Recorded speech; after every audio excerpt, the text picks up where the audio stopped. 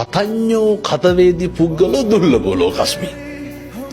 මේ ලෝකේ කෙලෙහි ගුණ දන්න මිනිස්සු හරි දුර්ලභයිලු. ඒක නම් ඇත්ත හොඳේ. අවශ්‍යතාවයේ සම්පූර්ණ වුණාට පස්සේ ආය මිනිස්සු අපි තියාගන්න. මිනිස්සු පුරුදු වෙලා ඉන්නවා අවශ්‍යතාවයේ සම්පූර්ණ වුණාට පස්සේ ඒක අයින් කරලා දාන්න.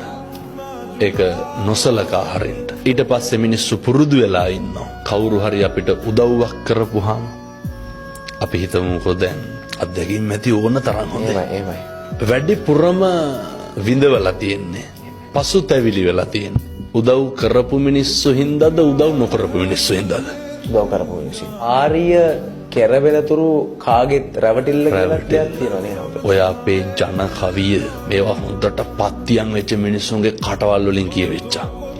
බුදුහාමුදුරුවෝ එදා එහෙම කිව්වෙත් එදත් එහෙම ඉඳලා තියෙනවා. අදත් ඉන්නවා. මේක හෙට මීට වඩා වැඩි වෙන්න ඕන.